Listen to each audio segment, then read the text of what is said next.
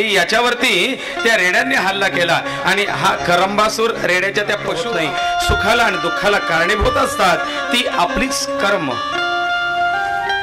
यालाच तर संचित क्रियमान आणि प्रारब्ध म्हटलंय। राजा कर्म तेरे अच्छा है तो किस्मत तेरी दासी है, नीयत तेरी अच्छी है तो घर में मथुरा काशी है। मग राजा परवा आम्ही जे रात्री बसलो होतो सहज गप्पा मारत 10:30 वाजेपर्यंत गप्पा गोष्टी चालल्यात। आमचे फोटोग्राफर दादा तेही त्या दिवशी रमले होते गप्पांमध्ये। त्यांनी त्यांचे अनुभव मी जसं सांगितलं की तो आपला रोल करणारा मुलगा त्याने सांगितलं की या कथेमध्ये आलो मी रोल केलेत मागच्या वर्षी ते भूत पिशाच्यांचे शिव कथेमध्ये आणि 4-5 वर्षांपासून न सुटलेला माझा विषय तो त्या वर्षी मी चांगला सुटलो। आता नोकरीच्या योगाचे कॉल येत आहेत। तसं फोटोग्राफर दादा आमच्या ते समोर बसले ते स्वतः सांगतील। ते म्हणतात गुरुजी पहिली गोष्ट तर माझं व्यसन सुटलं, दुसरी गोष्ट माझं जे कधीपासून चाललं होतं घराचं स्वप्न इथल्या कथेमध्ये माझी सेवा दिली गेली। इथलीच काय कुठेही म्हणा पण कथेमध्ये मी एकरूप झालो। माझ्या कानावरती कथेच्या भगवंताच्या काही गोष्टी पडल्या। मी असं म्हणत नाही या कथेमुळे झालंय। हा तुम्ही कुठेही असो ज्या सत्संगात गेलात आणि मनापासून तो सत्संग ऐकलात तर त्याची फलश्रुती मिळणार कुठेही जा। त्याने सांगितलं की गुरुजी अनेक वर्षांपासून लोन कर्ज प्रकरण पैसा अभावी बाकी असलेलं माझं घराचं काम त्या वर्षी सहजासहजी न बँकेच्या चक्रा माराव्या लागल्या ना काही नाही सहजच माझं लोन पास झालं। काय पैशाची व्यवस्था झाली नाही, माझं घर उभं राहिलं। हा माझा अनुभव। बऱ्याच गोष्टींचं परिवर्तन, खाण्यापिण्यात माझा बदल झाला। व्यसन होतं ते व्यसनमुक्त झालो। हा माझा वैयक्तिक अनुभव। त्याच्यामुळे मला या कथेमध्ये फार रस येतो। आमचे फोटोग्राफर हेमंत दादा शिरोडे त्यांनी वेगळा अनुभव सांगितला। अनेकांचे काही अनुभव। मग अण्णा त्यावेळेला बोलले बघा माझं तर तसं काहीच रे म्हणले बा मी इतक्या वर्षात कोणाला हात सुद्धा दाखवला नाही पण जे भगवंत करून घेतोय परमेश्वर करून घेतोय या सगळ्या गोष्टी सहज उपलब्ध होतात। व्यवहार चालू आहेत, अमुक आहे, पैशाची व्यवस्था होऊन जाते, सगळे कार्य होऊन जाते, भगवंत हे करून घेतोय। म्हटलं अण्णा हा एक शब्द महत्वाचा आहे की भगवंत करून घेतोय। दुसरी गोष्ट अशी गीतेमध्ये जे 3 योग सांगितलेले ज्ञानयोग भक्तियोग आणि कर्मयोग। मी इथे बसलोय हा माझा ज्ञानयोग सुरू आहे। तुम्ही तिथे बसून एकचित्ताने श्रवण करतायत हा तुमचा भक्तियोग सुरू आहे। आणि या सगळ्यांची व्यवस्था भोजनापासून भजनापर्यंत ही व्यवस्था करण्यात तुम्ही गुंग आहात हा तुमचा कर्मयोग आहे। त्याच्यामुळे भगवंत सांगत नाही तू फक्त भक्ती करत राहा, घरात बस देरे हरीण खाटल्यावरी भगवंत म्हणतो मी आशाच्याही सहाय्यार्थ येत नाही। आणि जो फक्त सकाळ उठला की कष्ट दुपार उठला की कष्ट त्याला देवाचं नाव मुखात माहिती नाही त्यालाही सहाय्य होत नाही। असे कष्टकरी भरपूर आहेत पण जो कष्ट करताना माझी आठवण ठेवतो, आपल्या मेहनतीवरती आपल्या कष्टावरती विश्वास ठेवतो आणि त्याला फळ तो निश्चित परमात्मा देणार आहे, माझ्या अस्तित्वावरती ज्याचा विश्वास आहे त्याच्या पाठीशी मी सदैव उभा आहे, त्याला जीवनात कधीही काही कमी पडू देणार नाही है ना। काम करीत जा, हाक मारीत जा, मदतीचा हात तयार आहे। आणि म्हणून स्वामी विवेकानंदांनी मांडला तो कर्मयोग। योद्धा संन्यासी, संन्यासी म्हणून फक्त भगवे घालून आलाख निरंजन करत राहिला तर तो संन्यासी मला मान्य नाही। स्वामीजी म्हणतात संन्यासी हा धर्माकरता जागरूक संन्यासी असावा, प्रसंगी प्राणाची आहुती देणारा संन्यासी असावा, ही त्यांची संन्यासाची व्याख्या। ते कर्मयोगी संन्यासी होते, काही ज्ञानयोगी संन्यासी आहे आणि काही भक्तियोगी संन्यासी आहे। ज्ञानोबा तुकोबांचा जो मार्ग आहे तो भक्ती मार्ग आहे। आद्य गुरु शंकराचार्यांचा जो मार्ग आहे तो ज्ञान मार्ग आहे। आणि नृसिंह स्वामी सरस्वती, टेंबे स्वामी सरस्वती, हे जे मार्ग आहेत हे वैराग्य योगी मार्ग आहेत. तिघही योग साध्य होतात, ज्ञानयोग, कर्मयोग आणि भक्तियोग. आणि तिघही योगाशिवाय तरुणोपाय नाही. मग कर्म हे माणसाला चुकत नाही म्हटले, कारण कर्मानुबंधिनी मनुष्य लोक आहे. भगवंत गीतेत सांगतात की प्रत्येक जीव हा कर्म बंधनाने बांधलेला आहे, त्याला सुटका नाही आपल्या कर्माच्या बंधनापासून. मग ती चालता चालता बोलता बोलता सहज दिसली मुंगळी, पायाने लगेच चिरडून टाकली, तुझ्या खात्यावरती पाप पडलंय. ते बाकीच्यांना जरी दिसत नसलं तरी त्याला दिसतंय. राजा अशी एक कर्म कहाणी सांगतो. फार पूर्वी करंभ आणि रंभासूर नावाचे दोन असुर होते. करंभासूर आणि रंभासूर ही दोघं असुर तपश्चर्याला निघाली, तपस साधना केली. पहा, ते राक्षस असूनही त्यांना तप करण्याची बुद्धी होते. तप केलंय, अग्निदेव प्रसन्न होतात. एकाने पाण्यात राहून तप केलं आणि एकाने पंचाग्नी साधन केलंय बर का. आता एक पाण्यात बसून तप करणारा होता आणि हा पंचाग्नी साधन करणारा होता. पंचाग्नी साधनावाल्याला अग्नी प्रसन्न झालेत. अग्नीने विचारलंय काय हवंय. तोपर्यंत इकडे जो पाण्यात बसून साधना करणारा होता करंभ, या करंभाला इंद्राने कपटाने मारलंय. इंद्राला असं वाटू लागलं, कारण इंद्रदेवाला नेहमी हीच भीती, जो तप करतोय तो माझं सिंहासन घेतो की काय, माझं स्वर्ग घेतो की काय. आणि म्हणून त्या पाण्यामध्ये प्रवेश करून इंद्राने त्या करंभाला पाण्यातल्या पाण्यात त्याचा वध केलाय. ही वार्ता रंभाला कळाली आणि तोच अग्निदेव प्रगट झालेत. अग्नींनी सांगितलंय काय मागायचंय वर. त्यावेळेला हा रंभासूर सांगतोय की देवा, द्यायचाच असेल तर असा वर दे की शत्रुंजयी, शत्रूंवरती विजय मिळवणारा, त्याला मृत्यू येणार नाही, जो अस्त्र शस्त्राने मारला जाणार नाही, असा पुत्र मला दे.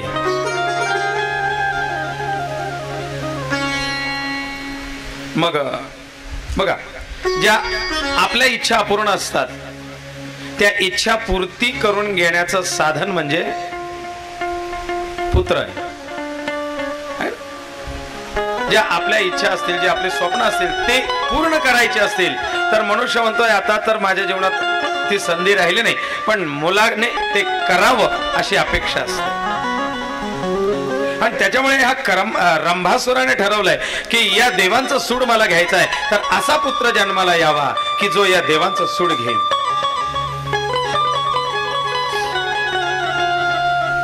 वर दिला अग्निदेवाने की जा, महाबलाढ्य आणि पराक्रमी असा पुत्र प्राप्त होईल, तो त्याच्या जीवनात तपस सामर्थ्याने असा वर प्राप्त करून घेईल.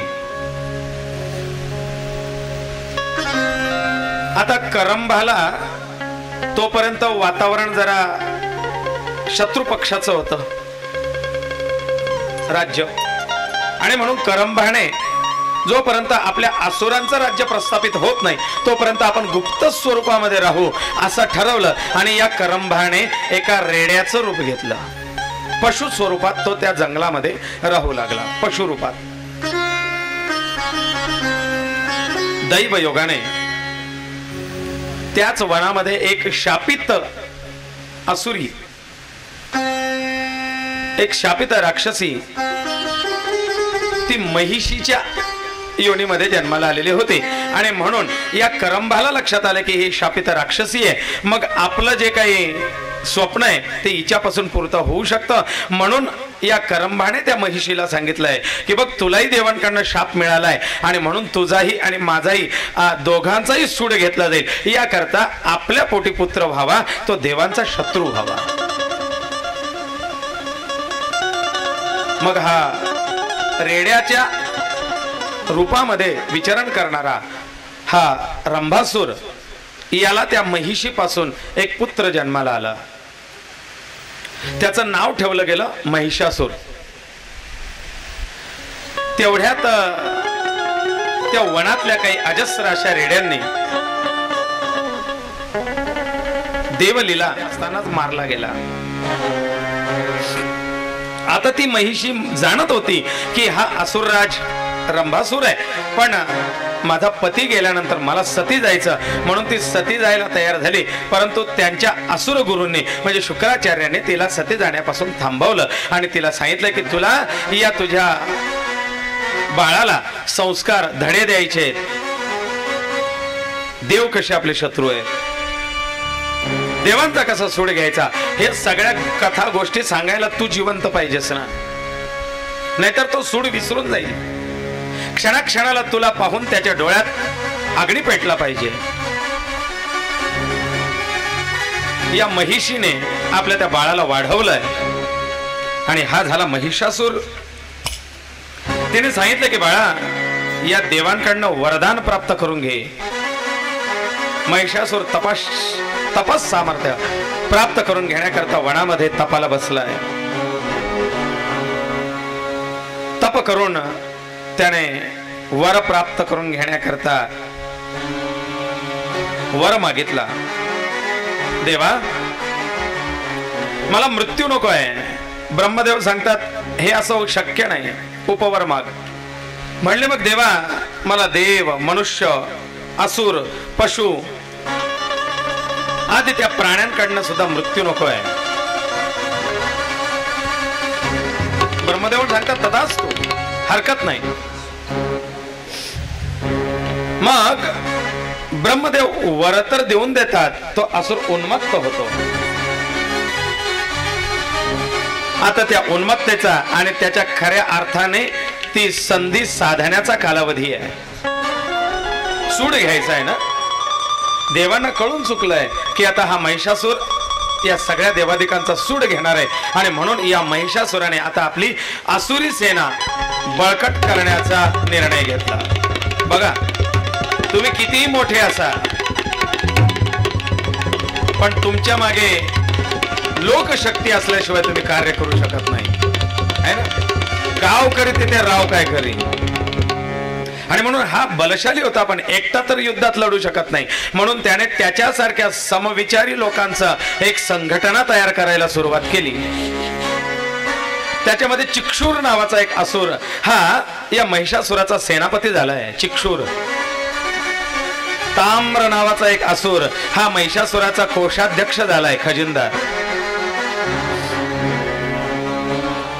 असिलोमा, बिडाल, बाष्कल, बदर्क, त्रिनेत्र, काल, कबंध अशा अनेक असुरांची सेना आणि हे मित्र त्याने जमवले आणि या सगळ्या मित्रांना जमवून एक महासंघटन केलंय. महासंघटन झाल्यानंतर पहिलं आक्रमण स्वर्गावरती. आता ही इंद्रदेवाला कळून चुकलं की हा स्वर्गावरती आक्रमण करतोय. इंद्रदेवाने लगेच तातडीची सभा बोलवली आणि देवा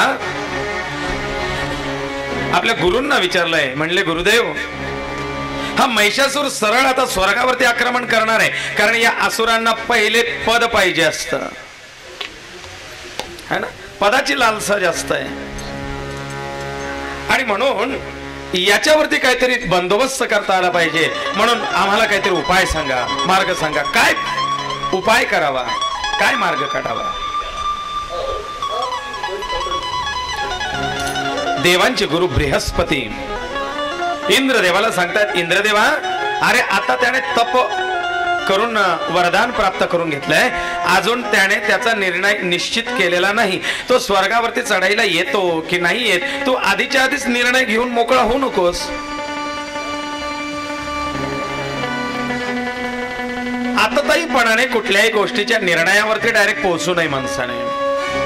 पूर्व अनुमान खोटा ठरू शकतो.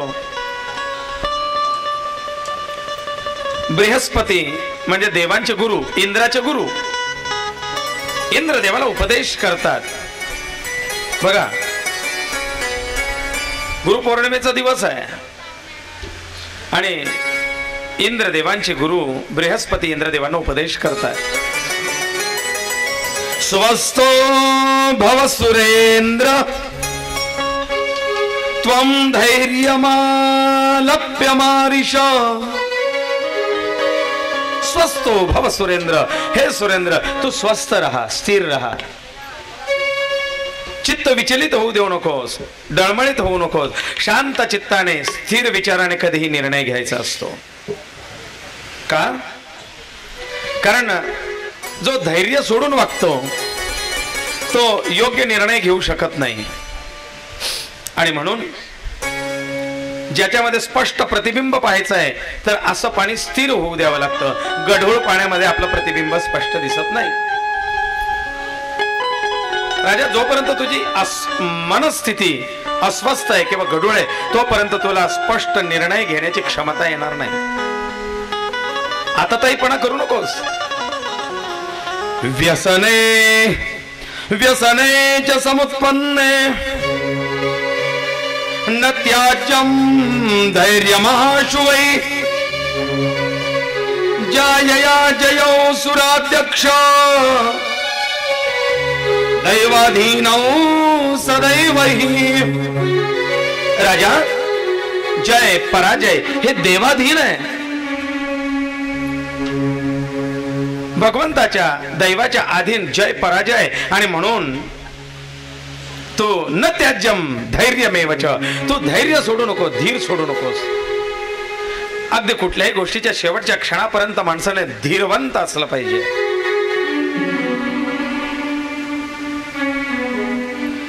दुःख दे सुख दे वापी तत्र नो न विचिंतयेत् दुःखे दुःखाधिकान् पश्येत् सुखे पश्येत् सुखाधिकम्. राजा, अरे दुःखे दुःखाधिकान् पश्येत् सुखे पश्येत् सुखाधिकान्. तू जर दुःखात असशील, ज्या वेळेला मनुष्य दुःखात असतो त्यावेळेला त्याने आपल्यापेक्षा जास्त दुःखी लोकांकडे पाहायचं असतं, है ना? इस दुनिया में इतना गम है, मेरा गम तो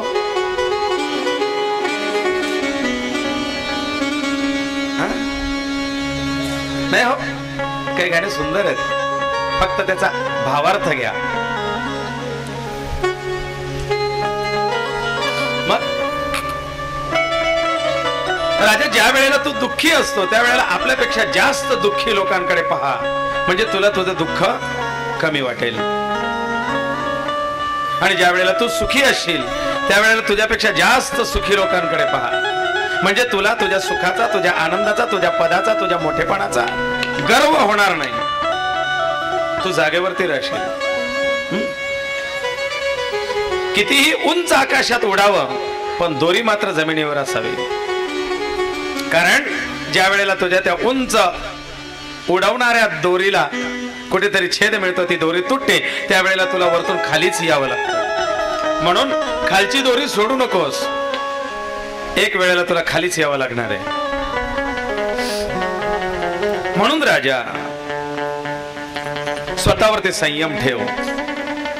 असंयमी होऊ नकोस, असंयमी वागू नकोस.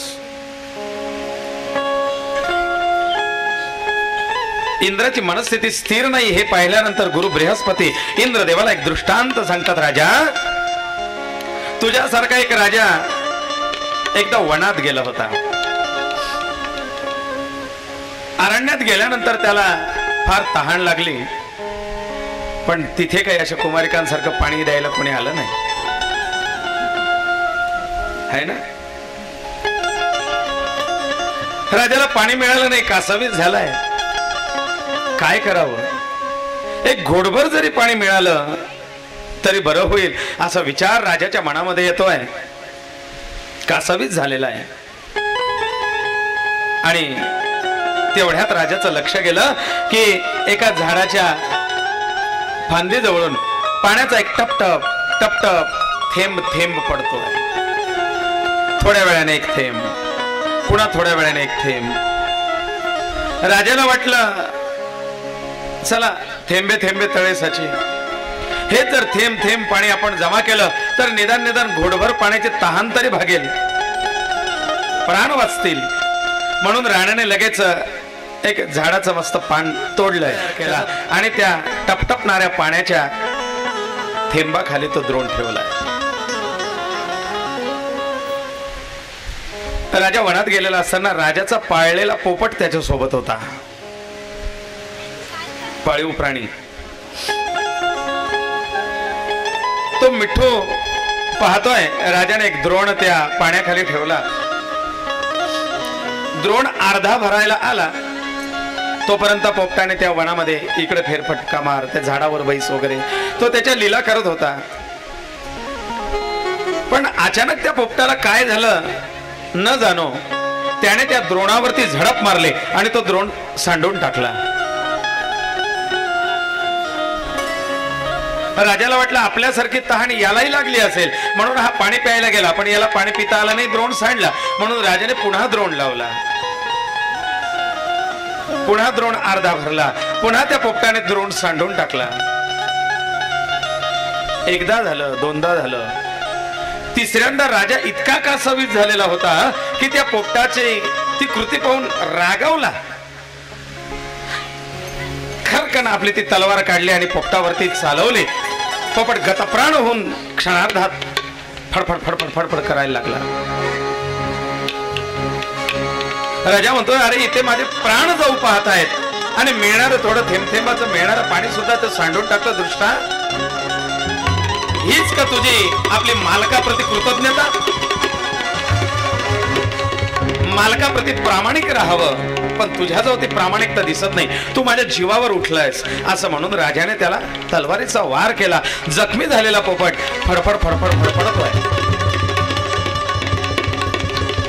राजाच्या मनात एक वेळेला थोडीशी आसुरी समाधान त्या ठिकाणी निर्माण झालं की आता मला पाणी प्यायला मिळणार. म्हणून पुन्हा त्याने तो द्रोण ठेवला. पण पुन्हा ती परिस्थिती पाहिल्यानंतर पोपटाने मिळेल तेवढं बळ एकवटलं.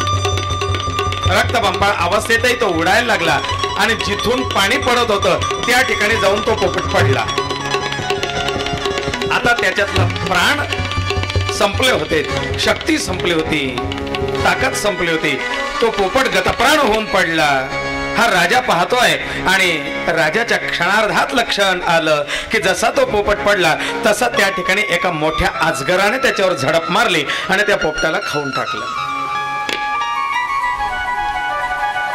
मग राजाच्या थोडा प्रकार लक्षात आला.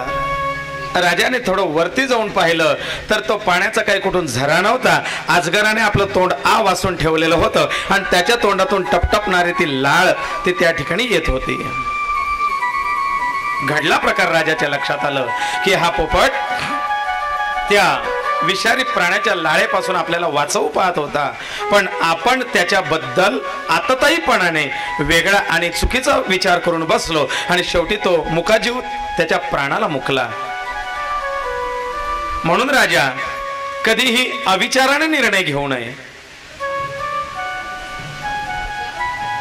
एक झोली में फूल खिले हैं, एक झोली में काटे रे, ये तो वो बाटन वाला बाटे, अरे कुछ कारण होगा.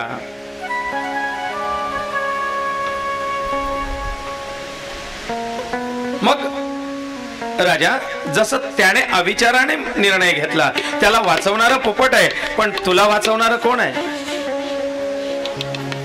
आणि म्हणून कोणीतरी आपल्या कल्याणार्थ दुसऱ्याने जीव द्यावा याची का म्हणून वाट पाहायची नाही. आपणच आपला सत्सद विचार आणि सत्सद विवेक बुद्धी वापरावी, पुढचा मागचा विचार करावा आणि मग शांततेने निर्णय घ्यावा. ममता परम दुःखम निरममत्वं परमं सुखम, ततो विवेक कर्तव्या भवितव्ये सुराधिपे. राजा, निर्णय क्षमतेच्या वेळेला ममता, माया, प्रेम हे आडवं येत असतं आणि म्हणून ममता परमम दुःखम. राजा, ममता, माया हे परम दुःख आहे आणि निर्ममत्वम परमम सुखम. आणि निर्ममत्व त्या मोहमायेमध्ये न अडकता खंबीरपणे कठोरपणे निर्णय घेणं याच्यातच खरं सुख आहे. भावनावशात निर्णय घेणं हा चुकीचं ठरू शकतो. ततो विवेक कर्तव्यो भवितव्ये सुराधिपे.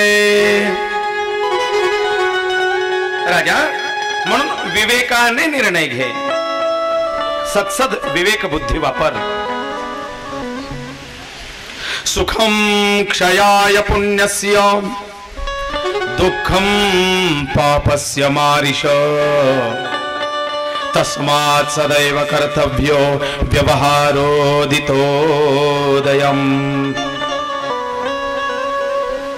सुखाच्या उपभोगाने पुण्याचा क्षय होतो आणि दुःखाच्या भोगाने पापाचा क्षय होत असतो. आणि म्हणून सुख आणि दुःख दोघही जीवनात गरजेचे आहेत. जेवढे सुख भोगशील तेवढा पुण्याचा क्षय होईल आणि जेवढे दुःख भोगशील तेवढे तुझे पूर्व अर्जित पाप नाश होतील. पण बघा, म्हणून इंद्रा विचारपूर्वक निर्णय घे. परंतु इंद्रदेवाला उपाय हवा होता, उपदेश नाही. आपल्याला तेच असतं ना, कथेमध्ये उपदेश काय मिळतो याच्यापेक्षा उपाय काय ऐकायला मिळतात, नाही का? इंद्रदेव सुद्धा तेच म्हणतोय, गुरुदेव मला उपाय सांगा. आता मला उपदेशाची गरज नाही, उपदेश नको, मला उपाय द्या.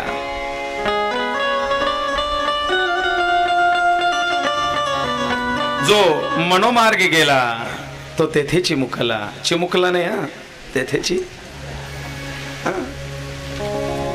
मग गुरुदेव सांगतात, गुरु बृहस्पती सांगतात, राजा तू जर तुझ्या मनाने निर्णय घेणार असशील तर मग तो तेथेची मुकला.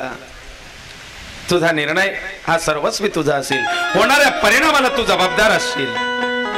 मग निर्णय आपण घ्यायचा आहे तर परिणामाला सामोरं जाण्याचं सामर्थ्य ठेवावं. मग मला विचारू नकोस. तुका म्हणे सुकले वर्मा केला अवघाची अधर्म. तुका म्हणे चुकले वर्म केला अवघाची अधर्म. ज्याचं वर्म चुकलं त्याचं कर्म चुकलं, आणि ज्याचं कर्म चुकलं तिथे धर्म चुकला, आणि जिथे धर्म चुकला तिथे अधर्माला जागा व्हायला लागते.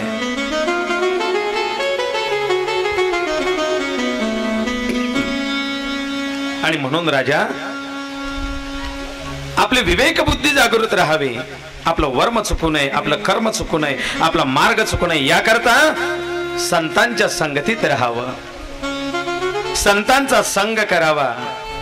कारण संत आपल्याला भरकटू देत नाही, संत आपल्याला कोलमडू देत नाही, संत आपल्याला पडू देत नाही.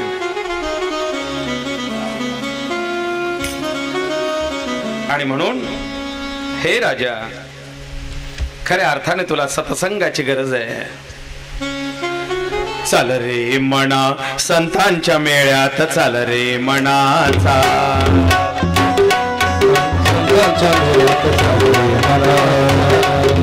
चाल रे मना संतांच्या मेळ्यात, चाल रे मनाचा.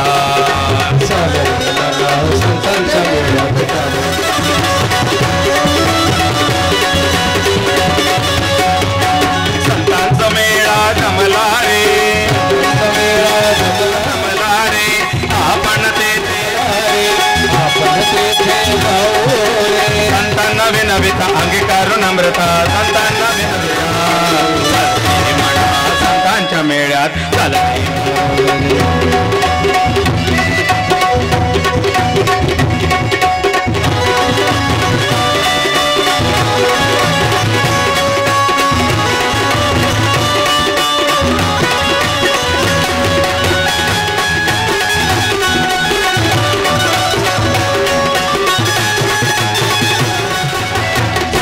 नद्या भेटते रे, तैसे संत म्हणा, तैसे असे मेण, तैसे संत म्हणा, कृपा करेल आपल्यावरी.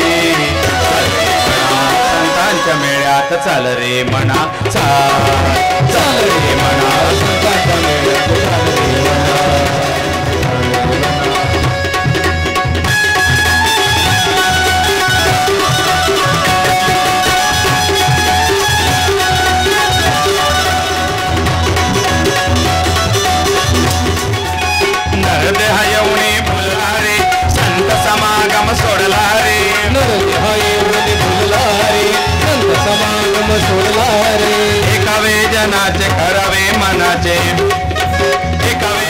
देवांच्या मेळ्यात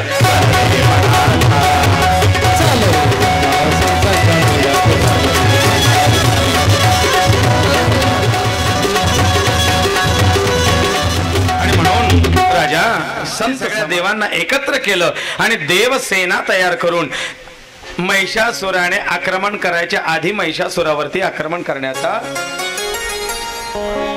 निर्णय घेतला. मग युद्धाला इकडनं देवता निघाल्यात. ब्रह्मा हंस समारूढो विष्णोर गरुड वाहना शंकरो वृषभारूढा वृत्रहा गजमास्थिता मयूरवरवाहन स्कंदो यमो महिषवाहन कृत्वा सैन्य समायोगं यावत्ते निर्ययोसुरा. ब्रह्म हंसावरती आरूढ झालेत, विष्णू गरुडावरती आरूढ झालेत, शंकर वृषभारूढ झालेत, वृत्र म्हणजे इंद्र त्या ऐरावतावरती आरूढ झालाय, मयूरावरती मोरावरती स्कंद म्हणजे कार्तिक आरूढ झालेत, यमराज महिषावरती आरूढ झालेत आणि अशा प्रकारे सगळ्या देवांची देवसेना ही महिषासुराशी युद्धा करता निघाली आहे. ब्रह्मा विष्णू शिव इंद्र वरुण अग्नि स्कंद यमादी देवता बिडाल ताम्र चिक्षुर या सगळ्या देवतांची भिडल्या आहे. महाभयंकर या ठिकाणी युद्ध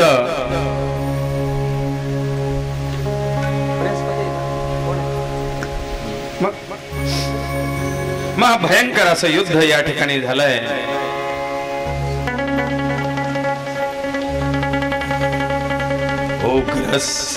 उग्र उग्रवीर्य असिलोमा त्रिनेत्र बाष्कल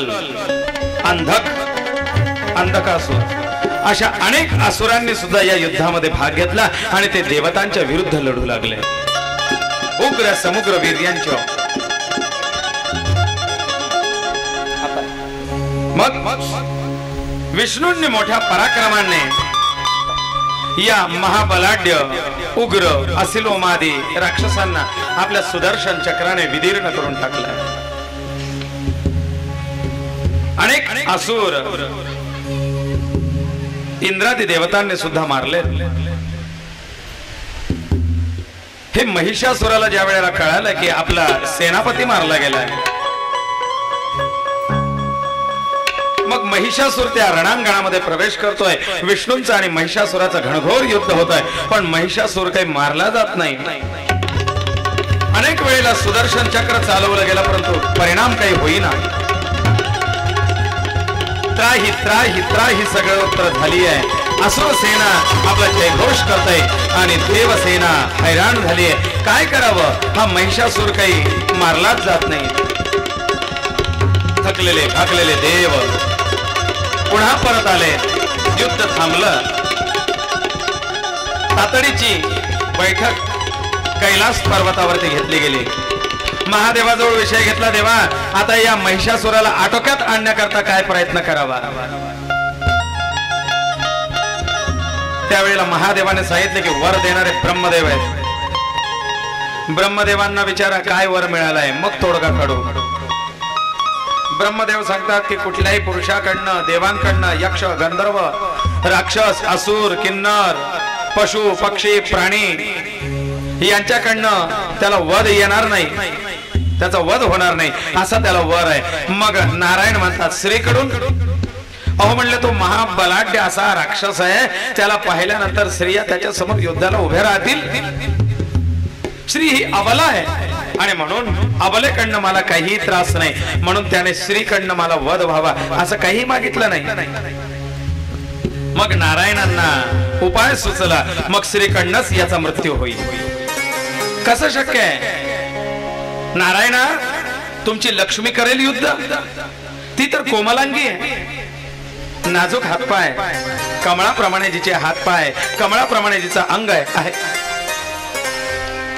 आजचा शेवटचा दिवस आहे ना. पाणी पिऊ पिऊ बोला म्हणे तुम्ही. अहो जिचे चरण कमलाप्रमाणे, जिचे हात कमलाप्रमाणे, जिचं मुख कमलाप्रमाणे, तिला नावच कमला आहे अशी तुमची नाजूक लक्ष्मी.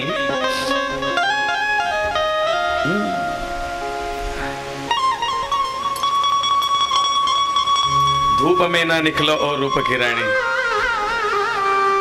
गोरा रंग काला ना पड जाय अशी तुमची लक्ष्मी. आणि ती युद्ध करेल. नारायण म्हणतात नाही वा. मग महादेव म्हणतात माझी उमा ही युद्ध करेल नाही. ब्रह्माची ब्रह्माणी, इंद्राची ऐंद्री, कोण देवी युद्धाला जाईल त्या महाबलाढ्य अशा महिषासुरासमोर. विष्णू म्हणतात काळजी करू नका, special department, black cat commando, special force तयार करू आपण. मग विष्णूंनी आपल्या शरीरातून एक दिव्य तेज निर्माण केलं आणि सगळ्या देवांना सांगितलं ज्या वेळेला माझ्या शरीरातून ती तेज ज्वाला निघेल त्या वेळेला आपणही आपापली शक्ती त्याच्यामध्ये मिक्स करा. जशा विष्णूंच्या शरीरातून ती ज्वाला निघाली तशी शिवाच्या आणि ब्रह्मदेवाच्याही दिव्य तेजातून एक तेजाची ज्वाला निघाली. विष्णूंच्या ज्वालेशी एकरूप झाले. इंद्र, चंद्र, विष्णू, ब्रह्मा, नारद आदी सगळ्या देवी देवता, अग्नी, वरुण, पवन सगळ्यांनी आपापलं तेज त्याच्यामध्ये एकत्र केलं आणि महातेजस्वी एक गोळा त्या ठिकाणी तयार झाला. नारायणांनी त्याच्यावरती संजीवनी मंत्राचा प्रयोग केला आणि त्या दिव्य तेजस्वी गोळ्यातून ज्वालामय एक स्त्री तयार झाली. ज्वालाजी, ज्वालादेवी जशी काही. आणि ती स्त्री तयार झाल्यानंतर अतिशय तेजपुंज त्या स्त्रीचं स्वरूप आहे. तिने हात जोडलेत आणि सांगितलं देवांनो, तुम्हा सगळ्या 33 कोटी देवतांच्या प्रत्येकाच्या तेजो अंशातून माझी निर्मिती झाली आहे. माझ्यात फक्त विष्णूचा अंश नाही, रुद्राचा अंश पण आहे, ब्रह्माचा अंश पण आहे, गणेशाचा अंश पण आहे, अग्नी, वरुण, चंद्र, इंद्र, ब्रह्म, सूर्य सगळ्यांचे अंश आहेत. आणि म्हणून अशा दिव्य अंशाने जन्मलेली मी. काय कार्यासाठी माझी निर्मिती आहे, मी कोण आहे. त्यावेळेला विष्णू सांगतात हे जगदंबे, तू आदि माया त्या दुर्गेचं स्वरूप आहेस. आता त्या शक्तीतूनही तू शक्ती घे. विशेष कार्यासाठी तू प्रगट झाली आहेस आदिमाया. मग फक्त शक्ती आणि तेज दिलं का नाही. पश्यताम तत्र देवानां तेजोराशी समुद्भवा सर्वदेव शरीरजा. सगळ्या देवांच्या शरीरातून तेजोराशी समुद्भवा. तू अशी तेजोराशी समुद्भवा आहेस. ततो ते कोप पूर्णस्य चक्रिणो वदन तथा निश्चक्रम महत्तेजो ब्रह्मणा शंकरस्य च. ब्रह्माच्या, विष्णूच्या, शिवाच्या अंशातून उत्पन्न झालेली जगदंबा अतीव तेजसा कूट ज्वाला व्याप्त दिगंतरम. जिच्या शरीरातून निघणाऱ्या ज्वाला आणि तेज दिगंतरम 10 दिशांमध्ये पसरलेलं होतं, व्याप्त झालेली होती. अशी ती तेजोमयी.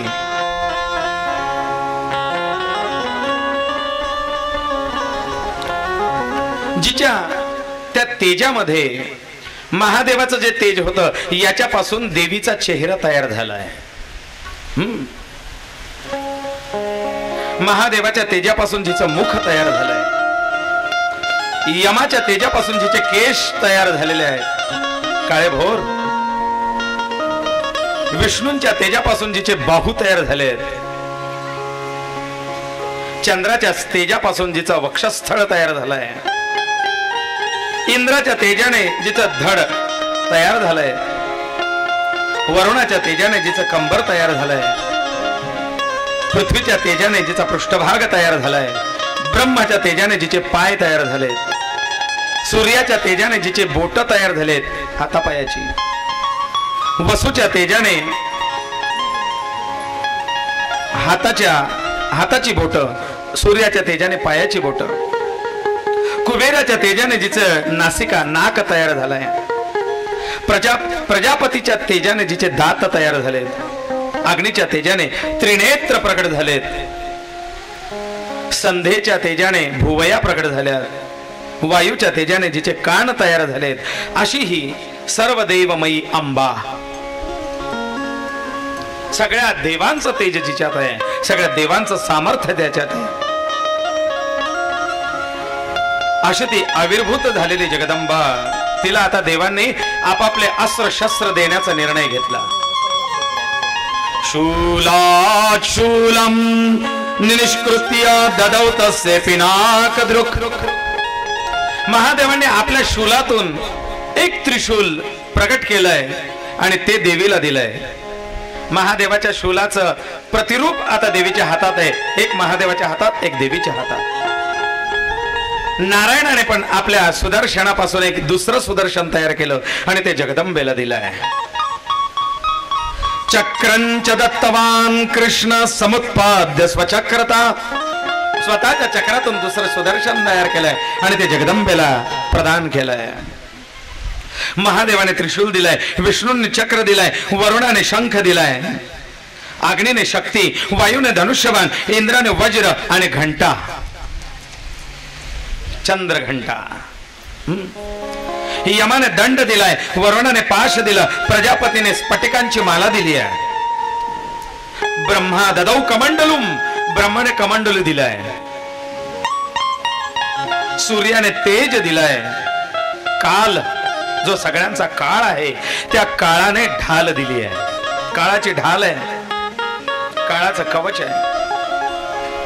तलवार काळाने दिली आहे म्हणून काळ रूपी तलवारीचा वार ती करते. ज्याच्यावरती काळ रूपी तलवार चालली तो काय वाचणार आहे. समुद्राने हार आणि वस्त्र दिलेत. जे हार कधी कोमेजत नाही आणि जे वस्त्र कधी खराब होत नाही, मळत नाही, सुरगळत नाही. चुडामणी दिलाय. चुडामणी पण समुद्राने आणखी कुंडल दिलेत, कडे दिलेत, केयूर दिलाय, अर्धचंद्र दिलाय देवीच्या मस्तकावरती. कपाळावरती अर्धचंद्र धारण करते ना. नुपूर, हसल्या, अंगठी, मुद्रिका, अनेक अलंकार दिलेत. विश्वकर्माने परशु दिलाय. परशु, अस्त्र शस्त्र, अनेक कवच हे देवीला प्रदान करण्यात आले. कोणी अस्त्र दिलेत, कोणी शस्त्र दिलेत, कोणी कवच दिलेत, कोणी शक्ती दिल्यात, कोणी कमळ दिलाय सुगंधासाठी. न कोमेजणार कमळ आहे. हिमालयाने एक अजस्र आणि भयंकर असा सिंह दिलाय. सिंहम ददातु हिमवान. हिमवान वाहनम सिंहम. हिमवानाने देवीला वाहन म्हणून सिंह दिलाय. कुबेराने मधुपात्र दिले. मधाचं पात्र, मध भरलेलं पात्र कुबेर देतात. शेष नागाने दिव्य मणिहार दिलाय. नागमण्यांचा हार जो गळ्यात असल्यावरती अनेक सूर्य प्रकाशमान व्हावेत असं तेज त्या हारातून फाकतय, तेज प्रकाशित होत आहे. असा तो नागमण्यांचा हार देवीला 9 नागांनी प्रदान केलाय. आणि मग नारायण त्या देवीला नाव देतात. ही कोण? ही दुर्गा आहे. ही दुर्गा आहे का? कारण ही भक्तांची दुर्गती नाश करण्याकरता आली आहे. ही भक्तांचं संकट हरण करण्याकरता आली आहे. दुर्गा ही दुर्गती नाशिनी आहे, म्हणून तिला काय म्हटलं जात आहे? दुर्गा. दुर्गा दुर्गती नाशिनी जय जय, काल विनाशिनी काली जय जय. दुर्गा दुर्गती नाशिनी जय जय, काल विनाशिनी काली जय जय.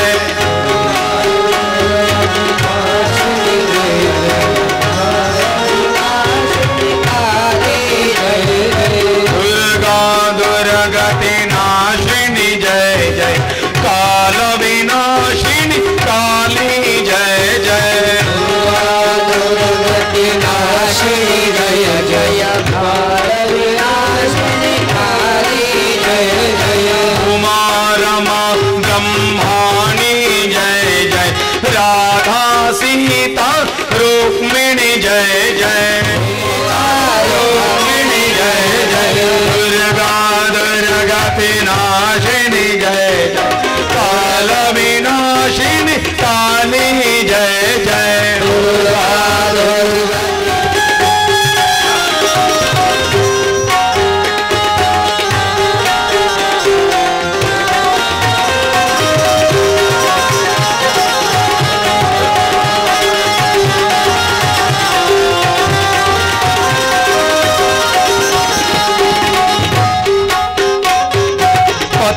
पावनी गंगा जय जय, पाप विनाशिनी यमुना जय जय. पावनी गंगा जय जय, पाप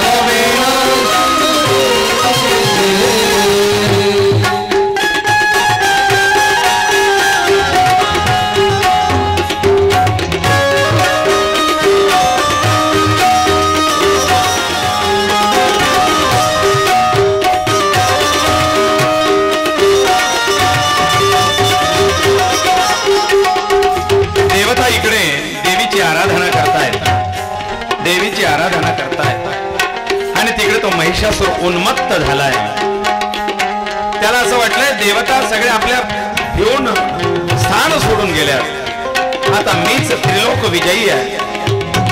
देवता त्या आदि माया जगदंबा दुर्गेला प्रार्थना करतात, आई तो महिषासुर नावाचा सुंदरी रंभा जय जय. सुंदरी रंभा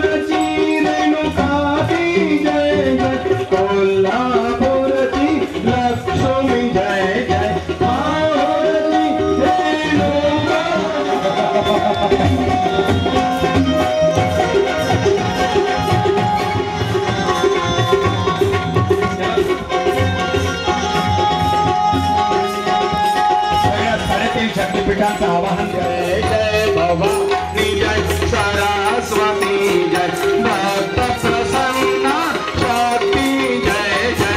भक्त प्रसन्न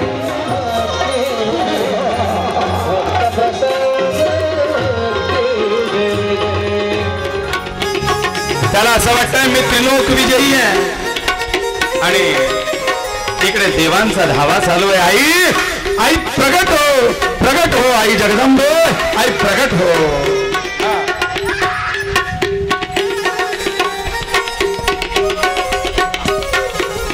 सर्वमंगलमांगल्ये शिवे सर्वार्थ साधिके शरण्ये त्र्यंबके गौरी नारायणी नमोस्तुते.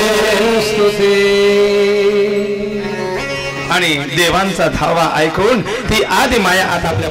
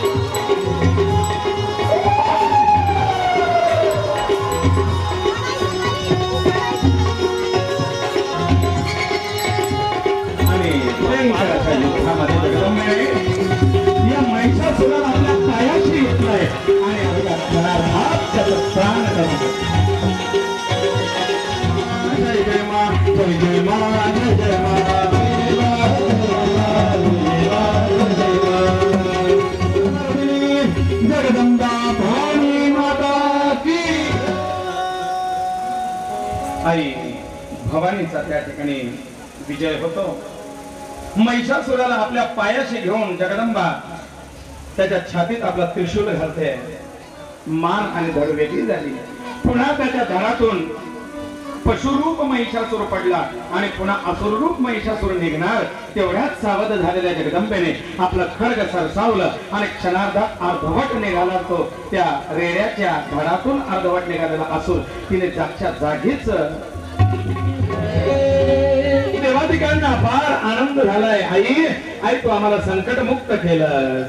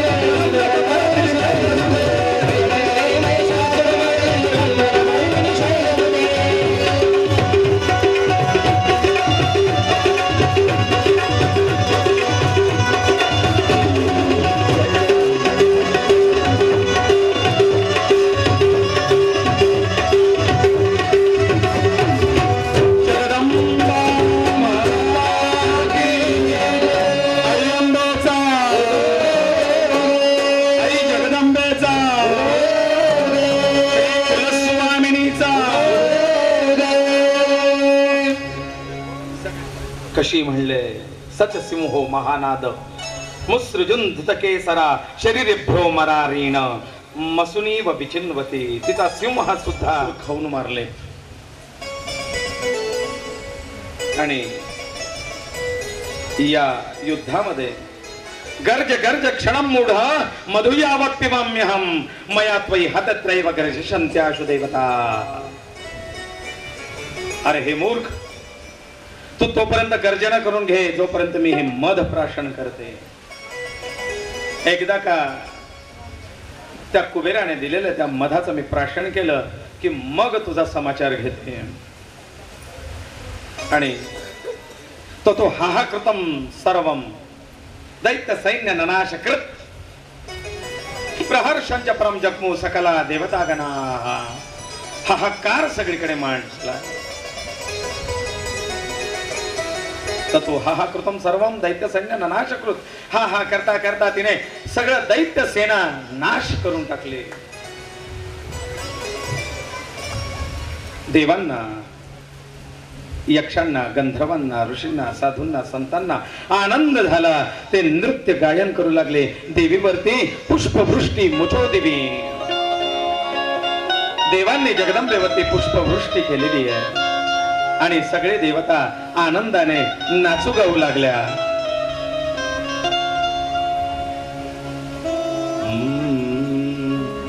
दुमदुमला दरबार आईचा होतो जय जयकार दुमदुमला